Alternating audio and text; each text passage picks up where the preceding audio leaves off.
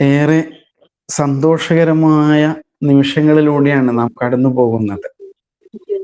ഇതൊരു സാധാരണ ഖുർആൻ ക്ലാസ് അല്ല.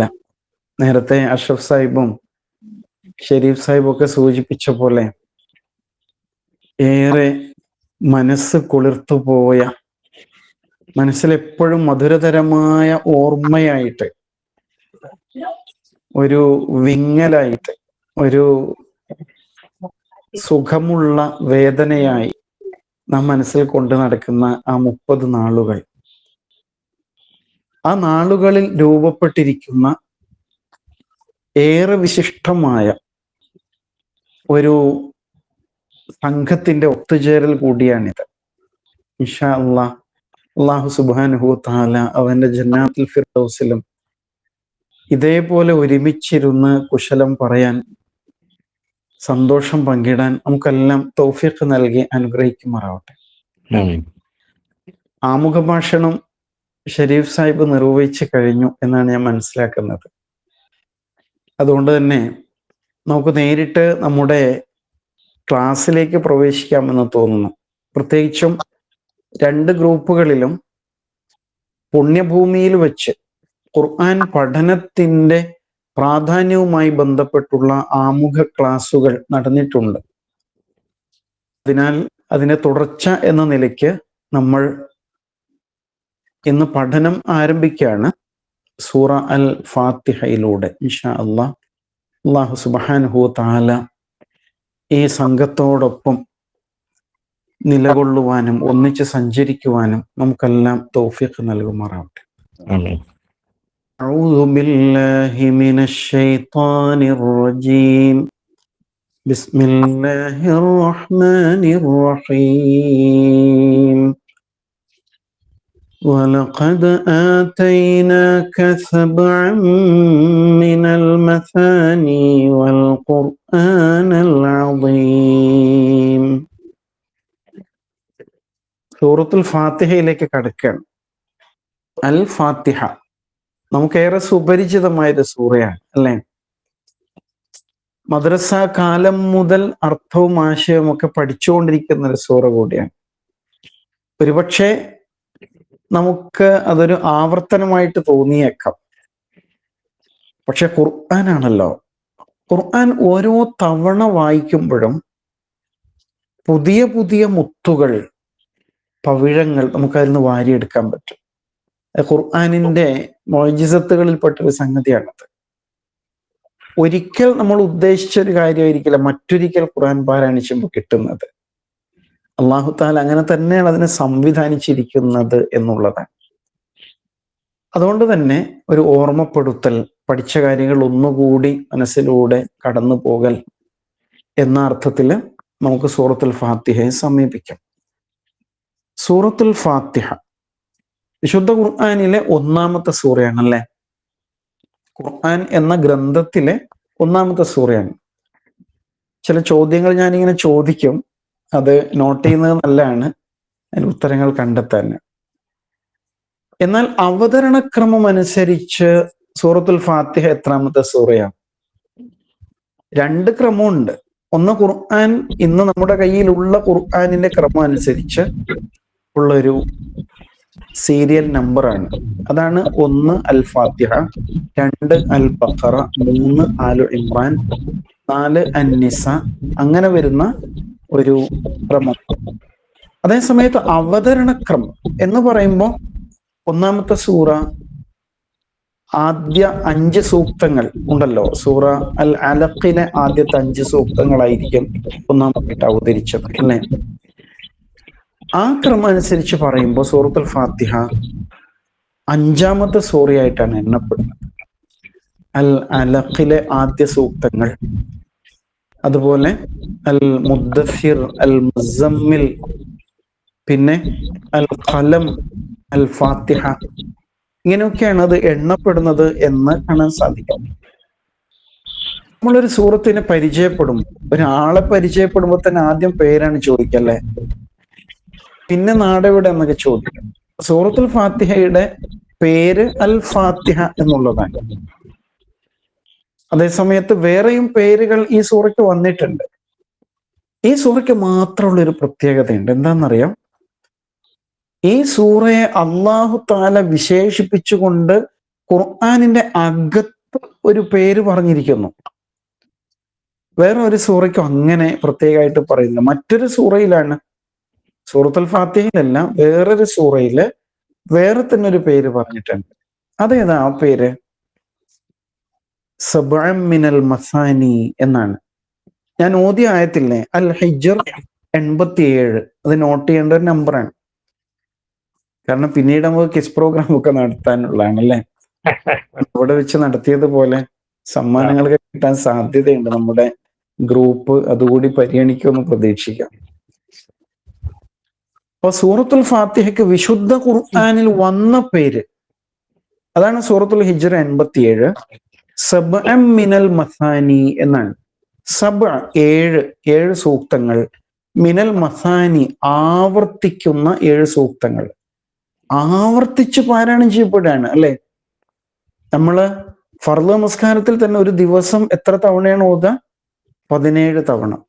പിന്നെ സുന്നത്ത് നമസ്കാരങ്ങളിൽ വേറെ. ഇങ്ങനെ എപ്പോഴും നമ്മുടെ മനസ്സിലും നാവിലും നിറഞ്ഞു നിൽക്കുന്ന ഒരു സൂറയാണ്. അപ്പൊ അല്ലാഹു തആല തന്നെ ഈ സൂറയ്ക്ക് നൽകിയൊരു പേരാണ് സബ്അൻ മിനൽ മസാനി. അത് ഹദീസിൽ വരുമ്പോ അസ്സബ്ഉൽ മസാനി എന്നുണ്ട്. 7 ആവർത്തിത വചനങ്ങൾ എന്നാണ്.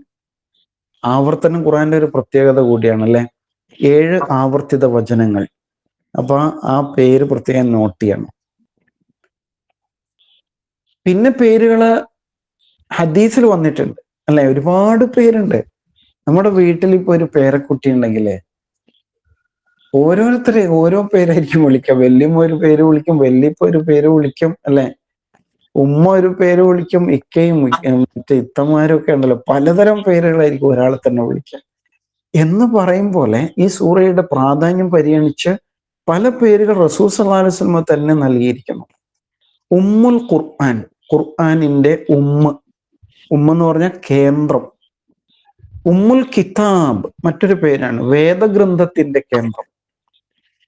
ഫാത്തിഹത്തുൽ കിതാബ്, ഗ്രന്ഥത്തിന്റെ ആമുഖം മറ്റൊരു പേരാണ്. പിന്നെന്താ ഇതുപോലെ പേര്? പ്രാർത്ഥന എന്നൊരു പേരുണ്ട്, അദ്ദുആ, സൂറത്തു ദുആ. കാരണം എന്താണ്? ഈ സൂറ തന്നെ ഒരു പ്രാർത്ഥനയാണ്. ഈ സൂറയിലെ പ്രാർത്ഥന വാക്യം ഏതാന്ന് ചോദിച്ചാൽ ഇഹ്ദിന സിറാത്തുൽ മുസ്തഖീം ആണ് അല്ലെ. അതേസമയം മൊത്തത്തിൽ സൂറത്തുൽ ഫാത്തിഹ ഒരു പ്രാർത്ഥനയാണ്. വേറൊരു പേരെന്തായിരിക്കും? നമസ്കാരത്തിൽ നിരന്തരം ഓതുന്ന സൂറ. ആ നിലയ്ക്കൊരു പേര് സൂറത്തു സ്വലാത്ത് എന്ന് തന്നെയാണ്. ഓർക്കാൻ സൗകര്യമാണ് അല്ലെ. സൂറത്തു സ്വല അതൊരു പേരാണ്. റസൂൽ സല്ലല്ലാഹു അലൈഹി വസല്ലം പഠിപ്പിക്കുന്നുണ്ടല്ലോ, ലാ സ്വലാത്ത ലിമൻ ലം യഖറ ബിഫാത്തിഹത്തുൽ കിതാബ്. ഫാത്തിഹത്തുൽ കിതാബ് പാരായണം ചെയ്യാത്തവന് നമസ്കാരമില്ല എന്നാണ്. എന്ന് പറയുമ്പോ സൂറത്തുൽ ഫാത്തിഹ എന്താണ്? നമസ്കാരത്തിന്റെ ഫർളാണ്, ഫർളുകളിൽപ്പെട്ട ഒന്നാണ് സൂറത്തുൽ ഫാത്തിഹ. അപ്പൊ വേറെ ചോദ്യങ്ങളുണ്ട് അല്ലെ, കർമ്മശാസ്ത്രപരമായിട്ട്. അപ്പൊ ഒരാൾ പിന്തി വന്നാല് അയാൾക്ക് ഫാത്തിഹ കിട്ടിയില്ലെങ്കിൽ അയാൾക്ക് റക്അത്ത് കിട്ടുമോ എന്നൊക്കെയുള്ള സംശയം ഉണ്ടാവും, സ്വാഭാവികമാണ്. അപ്പൊ ഏതായാലും നമസ്കാരത്തിൽ നിർബന്ധമായ സൂറ. ആ നിലയ്ക്ക് സൂറത്ത് സ്വലാത്ത് എന്ന് പേരുണ്ട്. പിന്നെ റുഖിയ എന്ന പേരുണ്ട്. റുഖിയ എന്ന് പറഞ്ഞാൽ മന്ത്രം എന്നാണ് അർത്ഥം.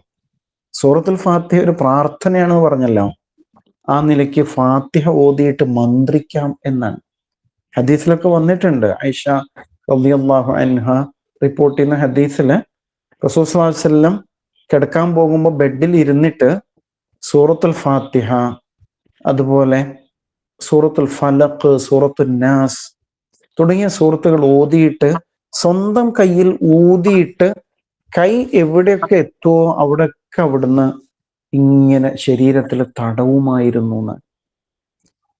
അപ്പൊ ഉള്ള മന്ത്രം ഉള്ളതാണ് അല്ലെ, മന്ത്രവാദം എന്നൊന്ന് ഇല്ലാത്തതാണ്. അതേസമയം അവനവന് വേണ്ടിയിട്ട് മന്ത്രിക്കുക എന്നൊരു സംഗതി ഉണ്ട്. ചെറിയ കുഞ്ഞുങ്ങൾക്ക് അസ്വസ്ഥത കാണിക്കുമ്പോൾ നമുക്ക് മന്ത്രിച്ചു കൊടുക്കാം. സൂറത്തുൽ ഫാത്തിഹ ഓതിയിട്ട് പ്രാർത്ഥിക്കാവുന്നതാണ്. ആ നിലക്കൊക്കെ ഉണ്ട് എന്ന് മനസ്സിലാക്കാം. അപ്പൊ ഇങ്ങനെ പല പേരുകളിൽ ഈ സൂറ അറിയപ്പെടുന്നു. ഇതൊക്കെ ഇതിന്റെ പ്രാധാന്യമാണെന്ന് മനസ്സിലാക്കുക. സൂറത്തുൽ ഫാത്തിഹയുടെ പേരിൽ ഒരു പ്രത്യേകതയുണ്ട്. എന്താണെന്നറിയാം? ആ വാക്കിന്റെ അർത്ഥം എന്താ? ആമുഖം എന്നാണ്. ഫത്തഹ, തുറന്നു എന്നല്ലേ? ഫത്തഹ തുറന്നു, അപ്പൊ ഓപ്പണിംഗ് ആണ്. സാധാരണ ഈ പുസ്തകങ്ങൾക്ക് തുടക്കത്തില് ഉണ്ടാവില്ലേ അവതാരിക അല്ലെങ്കിൽ ആമുഖം എന്നൊക്കെ ഉണ്ടാവും, ഒരു ഇൻട്രൊഡക്ഷൻ ഉണ്ടാവും അല്ലെ തുടക്കത്തില്. അതിനെന്താ പറയാ? എന്താണ് ഈ പുസ്തകത്തിന്റെ ഉള്ളടക്കം എന്താണെന്നായിരിക്കും പറയാം. പക്ഷെ ഈ പേരിലുള്ള ഒരു പ്രത്യേകത എന്താന്ന് വെച്ചാല്, സാധാരണ ഒരു സൂറത്തിന് ഉള്ള പേര് ആ സൂറത്തിന്റെ അകത്തുണ്ടാവും ഇല്ലേ? അങ്ങനെ ഒരു പേര് പറയും, എല്ലാവർക്കും ഓർമ്മ വരുന്നുണ്ടാവും. സൂറത്തുൻ നാസ്, ആ സൂറത്തിൽ അന്നാസ് എന്ന വാക്ക് ആവർത്തിച്ചു വരുന്നുണ്ട്. അൽ ഫലഖ്, ഖുൽ അഊദു ബിറബ്ബിൽ ഫലഖ് അതിലുണ്ട് അല്ലെ? സൂറത്തുൽ മസദ്, ഫീ ജീദിഹാ ഹബ്ലും മിൻ മസദ്. സൂറത്തുൽ നസ്ർ, ഇദാ ജാഅ നസ്റുല്ലാഹ്. സൂറത്തുൽ കൗസർ, ഇന്നാ അഅ്തൈനാകൽ കൗസർ. ഇങ്ങനെ ആ പേര് ആ സൂറയില് ഉണ്ടാകും എന്നുള്ളതാണ് അതിന്റെ പ്രത്യേകത. അൽ ബഖറ ഈ സൂറയിൽ വരുന്നില്ലേ? ഉണ്ടല്ലോ, ഇന്നല്ലാഹ യഅ്മുറുക്കും അൻ തദ്ബഹു ബഖറ എന്നുണ്ട്. അങ്ങനെയാണ് അധിക സൂറകൾ. പക്ഷെ സൂറത്തുൽ ഫാത്തിഹയില് അൽ ഫാത്തിഹ എന്ന വാക്കില്ല. ഉണ്ടോ? ഇല്ലല്ലോ. ഇതൊരു പോയിന്റാണ്. ഇതുപോലെ വേറെ 2 സൂറകൾ ഖുർആനിലുണ്ട്. അത് നിങ്ങൾ പറയും അടുത്ത ക്ലാസ്സിൽ അല്ലെ, ഇൻഷാ അല്ലാഹ്. വേറെ 2 സൂറകൾ, സൂറത്തിൽ പേരില്ലാത്ത പേരുള്ള സൂറകൾ വേറെ 2 കൂടി ഉണ്ട് എന്നുള്ളത്. അത് ഈ സൂറയുടെ ഒരു പ്രത്യേകതയായിട്ട് മനസ്സിലാക്കാൻ പറ്റും. അപ്പൊ ശരിക്കും അൽ ഫാത്തിഹ എന്ന് പേര് പറയുമ്പോൾ ഈ സൂറ എന്താണ്? ഈ സൂറ ഖുർആനിന്റെ തന്നെ ആമുഖമാണ്. മൊത്തത്തിൽ എന്താണ് ഖുർആൻ പറയാൻ പോകുന്നത് എന്ന് നമുക്ക് സൂറത്തുൽ ഫാത്തിഹ എന്ന് മനസ്സിലാവും. നമ്മൾ ക്ലാസ്സിൽ പറഞ്ഞൊരു കാര്യമല്ലേ, ഇസ്ലാമിനെ നമുക്ക് എങ്ങനെ ഏറ്റവും ചുരുക്കിയിട്ട് അവതരിപ്പിക്കാം. സാധാരണ നമ്മുടെ മനസ്സിൽ 5ഉം 6ഉം 11 കാര്യങ്ങളാണ് വരിക അല്ലെ? എന്തൊക്കെയാ? ഈമാൻ കാര്യം 6ഉം ഇസ്ലാം കാര്യം 5ഉം. അതാണ് 5ഉം 6ഉം 11. അതൊന്നുകൂടി കംപ്രസ് ചെയ്തിട്ട് ഒന്നുകൂടി ചുരുക്കിയിട്ട് പറയുമ്പോ എത്ര? 3 എണ്ണമാണ് അല്ലെ? നമ്മൾ ക്ലാസ്സിൽ പറഞ്ഞ് ഓർക്കുന്നില്ലേ? ഒന്ന് തൗഹീദാണ്, അള്ളാന്റെ ഏകത്വമാണ്. രണ്ടാമത്തേത് എന്താണ്? റിസാല, പ്രവാചകത്വമാണ്. മൂന്നാമത്തേത് ആഖിറത്താണ്, പരലോകമാണ്. ഈ 3 വിഷയങ്ങളിലാണ് ഇസ്ലാം നിലകൊള്ളുന്നത്. ഈ 3 സംഗതിയും ഈ സൂറത്തിലുണ്ട്. അതാണ് അതിന്റെ പ്രത്യേകത അല്ലേ? അൽഹംദുലില്ലാഹി റബ്ബിൽ ആലമീൻ, തൗഹീദാണ്. അള്ളാഹുവെ സ്തുതിക്കാണ്. അപ്പൊ അള്ളാഹുവിന് മാത്രമാണ് സ്തുതി എന്ന് പറയുമ്പോൾ അവന്റെ ഏകത്വം അതിൽ വരുന്നുണ്ട്. അർ-റഹ്മാൻ റഹീം അതിലുണ്ട്. മാലിക് യൗമുദ്ദീൻ ആഖിറത്താണ്, പരലോകാണ്. യൗമുദ്ദീൻ പ്രതിഫലത്തിന്റെ ദിനം അല്ലെ?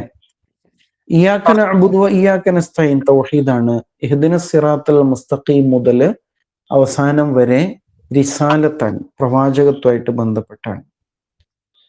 അപ്പോ ഇസ്ലാമിന്റെ അടിത്തറ ഈ സൂറ ഉൾക്കൊണ്ടിരിക്കുന്ന ചെറിയ 7 സൂക്തങ്ങളിൽ ഉൾക്കൊണ്ടിട്ടുണ്ട് എന്നതാണ് അതിന്റെ ഒരു പ്രത്യേകത എന്നതാണ്.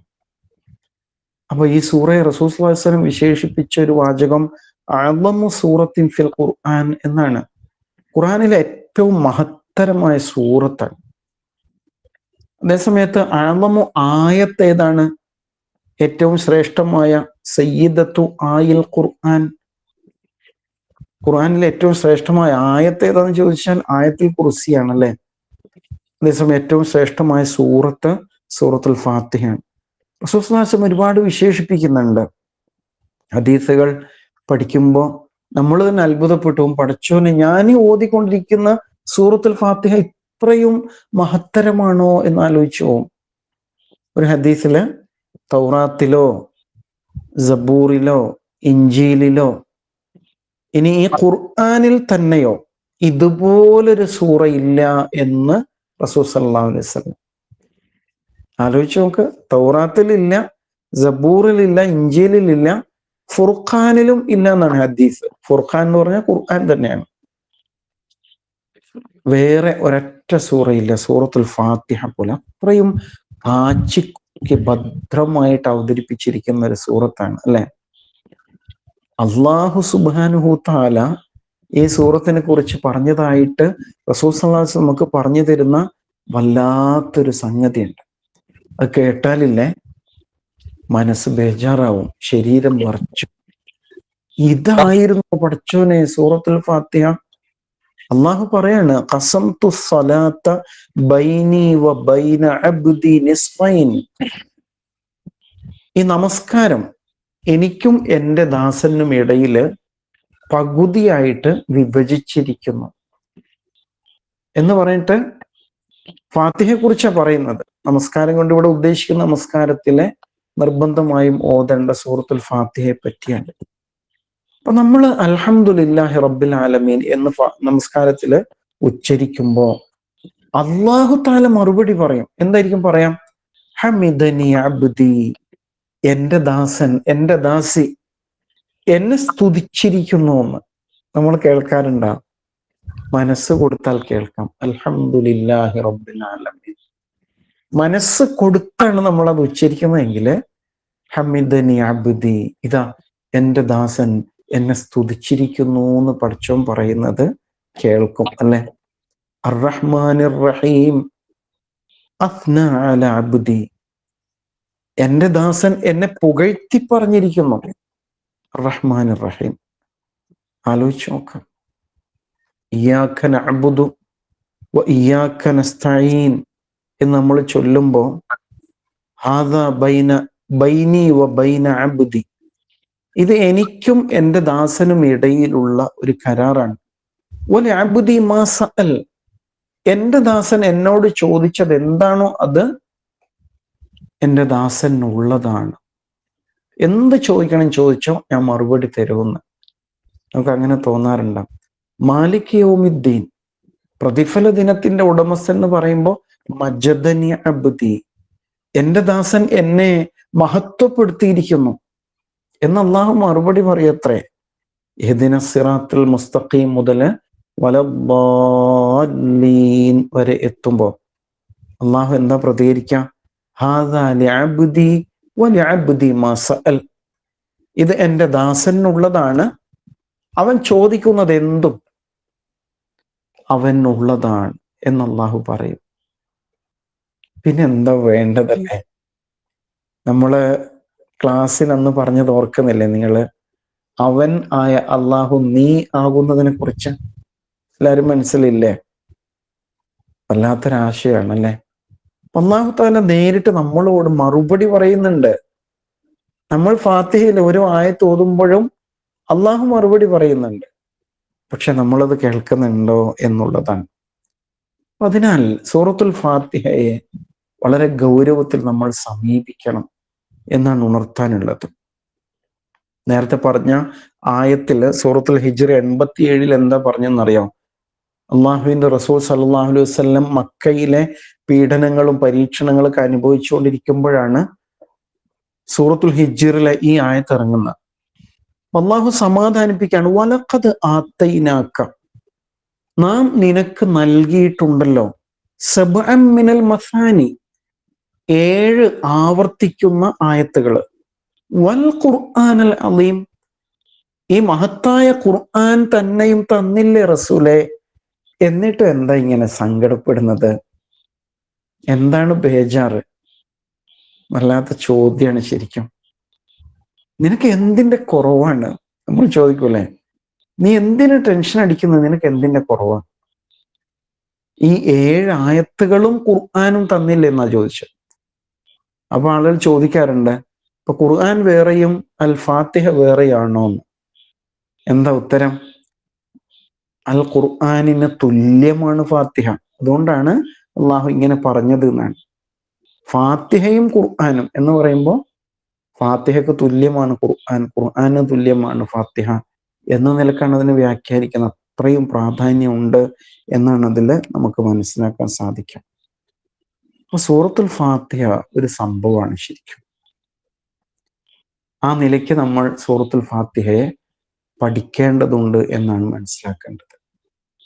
അങ്ങനെ ഓരോ ആയത്തിനെ കുറിച്ച് ചിന്തിച്ച് ഗ്രഹിച്ച് പഠിക്കണം. സൂറത്തുൽ ഫാത്തിഹ ആരംഭിക്കുന്നത് ബിസ്മി കൊണ്ടാണ് അല്ലെ? ആകെ 7 ആയത്തല്ലേ? ഒന്ന് എണ്ണി നോക്കേണ്ടതാണ് 7 തന്നെയാണോ. നമ്മൾ ഓതുന്ന അനുസരിച്ച് ചിലപ്പോൾ അതിൽ കൂടുതൽ ഉണ്ടാവും. ബിസ്മി ഒരായത്ത്, അൽഹംദുലില്ലാഹി റബ്ബിൽ ആലമീൻ, റഹ്മാൻ റഹീം, മാലിക് യൗമിദ്ദീൻ, ഇയ്യാക നഅ്ബുദു വ ഇയ്യാക നസ്തഈൻ, ഇഹ്ദിന സിറാത്തൽ മുസ്തഖീം 6, സിറാത്തൽ ലദീന അൻഅംത അലൈഹിം 7, ഗൈറിൽ മഗ്ദൂബി അലൈഹിം 8, വലദ്ദാലിൻ 9 അല്ലേ? അങ്ങനെയാണ് നമ്മുടെ ഒരു ഓത്തിന്റെ ക്രമം.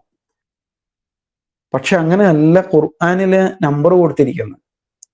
ഇഹ്ദിന സിറാത്തൽ മുസ്തഖീം, പിന്നെ സിറാത്തൽ ലദീന അൻഅംത അലൈഹിം ഗൈറിൽ മഗ്ദൂബി അലൈഹിം വലദ്ദാലിൻ, ഒന്നിച്ചാണ്, ഒറ്റൊരായത്താണ്. അങ്ങനെ എണ്ണുമ്പോഴേ 7 കിട്ടുകയുള്ളൂ എന്ന് മനസ്സിലാക്കാൻ പറ്റും അല്ലെ? സൂറത്തുൽ ഫാത്തിഹയ്ക്ക് മുമ്പ് നമ്മൾ ഓതേണ്ട ഒരു വചനം ഉണ്ടല്ലോ, അതെന്താ? ഖുർആൻ പാരായണം ചെയ്യുമ്പോൾ ആദ്യം ഓതേണ്ട ഏതാണ്? അഊദു ബില്ലാഹി മിനശ് ശൈത്താനിർ റജീം. ഇങ്ങനെ ഒരു ആയത്ത് ഖുർആനിൽ ഉണ്ടോ? ഇങ്ങനെ ഒരു ആയത്ത് ഇല്ല. പക്ഷേ ഈ ആയത്തിലെ വാക്കുകൾ 2 ആയത്തുകളിലായിട്ട് വരുന്നുണ്ട്. അതിന്റെ ആശയം അറിയാലോ, ശപിക്കപ്പെട്ട പിശാചിൽ നിന്ന് അള്ളാഹുവോട് ഞാൻ രക്ഷ തേടുന്നു എന്നാണ്. അഊദു, ഞാൻ രക്ഷ തേടുന്നു, ബില്ലാഹി, അള്ളാഹുവോട്, മിനശ് ശൈത്താൻ, പിശാചിൽ നിന്ന്, അർ റജീം, ശപിക്കപ്പെട്ട അല്ലെ? ഇതിൽ എത്ര പേരുണ്ട്? 3 പേരുണ്ട്. അഊദു, ഒന്ന് ഞാനാണ്, ഞാൻ രക്ഷ തേടുന്നു. 2 അള്ളാഹുവാണ്, അള്ളാഹുവോടാണ് ഞാൻ രക്ഷ തേടുന്നത്. 3ാമത്തെ ആളാരാണ്? പിശാചാണ്, പിശാചിൽ നിന്ന് രക്ഷ തേടുന്നു എന്നാണ്. ഈ ദുനിയാവിൽ ശരിക്കും തുടക്കം മുതൽ ഖിയാമത്ത് വരെയും നിലനിൽക്കുന്ന 3 ഘടകങ്ങളാണ്. ഒന്ന് അള്ളാഹു, ഒന്ന് മനുഷ്യൻ, ഒന്ന് പിശാച് അല്ലെ? അപ്പൊ മനുഷ്യനെ അള്ളാഹു നന്മയിലേക്ക് വിളിച്ചുകൊണ്ടിരിക്കുന്നു, പിശാച് തെറ്റിലേക്ക് വിളിച്ചുകൊണ്ടിരിക്കുന്നു. ഇതിങ്ങനെ തുടർന്നുകൊണ്ടിരിക്കും. അതുകൊണ്ടാണ് തുടക്കത്തിൽ തന്നെ ഈ 3 കാര്യങ്ങൾ അള്ളാഹു പഠിപ്പിക്കുന്നത്. അപ്പൊ ഇതെവിടെ ഖുർആനിലുള്ളത്? ഔദു എവിടെയുള്ളത്? അവസാനത്തെ 2 സൂറയിലില്ലേ, ഖുൽ അഊദു അല്ലെ? ഔദു നമുക്ക് അവിടുന്ന് എടുക്കാം, വേറെയും സ്ഥലങ്ങളിൽ ഉണ്ടാവും. ബില്ലാഹി മിനശ് ശൈത്താനിർ റജീം, ഇതെവിടെ നമുക്ക് കിട്ടുക? സൂറത്തുൻ നഹൽ 98, ആയത്ത് നമ്പർ നോട്ട് ചെയ്യണം കേട്ടോ, നമുക്ക് കിസ് പ്രോഗ്രാം ഒക്കെ ഉണ്ടാവും. അപ്പൊ ആദ്യം പറഞ്ഞത് ഏതായിരുന്നു? സൂറത്തുൽ ഫാത്തിഹയുടെ പേരുള്ള ആയത്ത് അൽ ഹിജ്ർ 87 ആണ്. സബഅ മിനൽ മസാനി എന്ന പേര് വന്നത് അൽ ഹിജ്ർ 87, നോട്ട് ചെയ്യണം. അഊദു ഓതുന്നതിന്റെ തെളിവ് എന്താണ്? അങ്ങനെയല്ലേ നമ്മൾ ഹജ്ജൊക്കെ ചെയ്തത്? തെളിവുണ്ടോ എന്നുള്ളതാണ്. റസൂൽ എങ്ങനെ ചെയ്തു, അങ്ങനെയാണ് നമ്മൾ കൃത്യമായിട്ട് ചെയ്തത്. അപ്പൊ അതേപോലെ അഊദു ഓതുന്നതിന്റെ തെളിവ് എന്താണ്?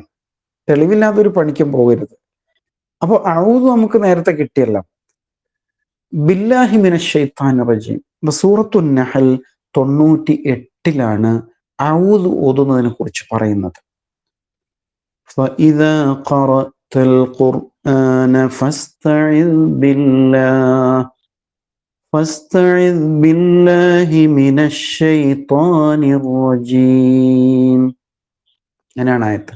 ഫഇദാ ഖറഅത, നീ ഓതിയാൽ, ഓതുമ്പോൾ, അൽ ഖുർആന, ഖുർആൻ ഓതുമ്പോ, അപ്പോൾ ഇസ്തഇദ് ബില്ലാഹ്, അള്ളാഹുവോട് നീ രക്ഷ തേടണം, മിനശ് ശൈത്താനിർ റജീം, ശപിക്കപ്പെട്ട പിശാചിൽ നിന്ന്. ഇപ്പൊ തെളിവ് കിട്ടി, ഖുർആനിൽ തന്നെ കിട്ടില്ലേ?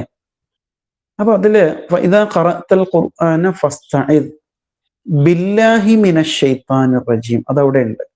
ഫസ്തഇദ് എന്നതിൽ ആ കൽപ്പനയുണ്ട്, നീ രക്ഷ തേടുക. അപ്പോ നമ്മോട് രക്ഷ തേടാൻ പറയല്ലേ? അപ്പൊ എന്ത് ചെയ്യണം?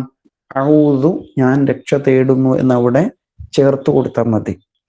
ഇത് നമ്മൾ ചേർത്തതാണോ? അല്ല, അള്ളാഹുവിന്റെ റസൂൽ സല്ലല്ലാഹു അലൈഹി വസല്ലം പഠിപ്പിച്ചതാണ്.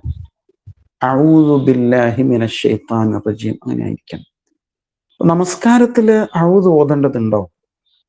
1ാമത്തെ റക്അത്തിൽ ആദ്യമായിട്ട് നമ്മൾ ഫാത്തിഹ ഓതുമ്പോൾ ഔദു ഓതിയിട്ട് തന്നെയാണ് തുടങ്ങേണ്ടത്.